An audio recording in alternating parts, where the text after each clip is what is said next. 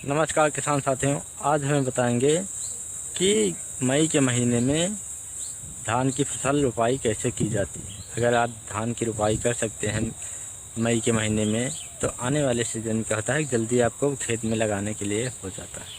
चलिए हम बात करते हैं कि कौन सी खाद डालें, कैसे उस खेत को तैयारी करें, कितना बीज लगता है, कितना दिन में उसे दूसरे खेत में लगाने के लिए तैयार हो जाता है। चलिए अगर हमारे अकाउंट पर आया है तो फॉलो करें। चलिए हम बताते हैं। जैसे कि 15 मई से या 15-20 जून तक आप लगा सकते हैं, धान की रोपाई कर सकते हैं। उसके बाद या 25 या 30 दिन में आपको खेत में दूसरे खेत में लगाने के लिए हो जाता है, हो जाती है, जो बीज है आपको हो जाती है लगाने के लिए दूसरे के खेत में। चलिए हम बताते हैं कि कौन सा बीज लें, कैसे खेत को तैयारी करें, कितना बीज लगता है, कितनी कौन सी खाद डाली जाती है रोपाई करते समय।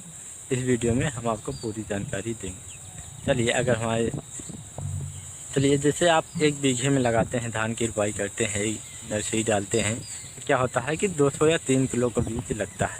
अगर आप 2 या 3 किलो का बीज 1 बीघे में लगता है, तो हम बात करेंगे कौन सा बीज डालें।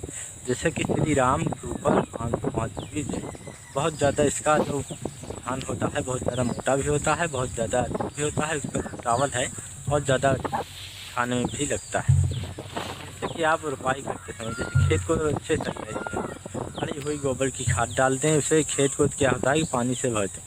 पानी से भरने के बाद उसे जब खेत को ठंडा हो जाता है तो उसी में बोते हैं। बोने जो बीज आप श्री राम कंपनी के लिए हैं, उसे पहले तो 1 दिन के लिए 8 या 10 घंटे के लिए उसे भिगो के रखें। भिगोने के बाद उसे जो सुबह है सुबह छान लें। सुबह छानने के बाद उसे क्या होता है कि पानी में ज़मीन के अंदर उसे कर दें।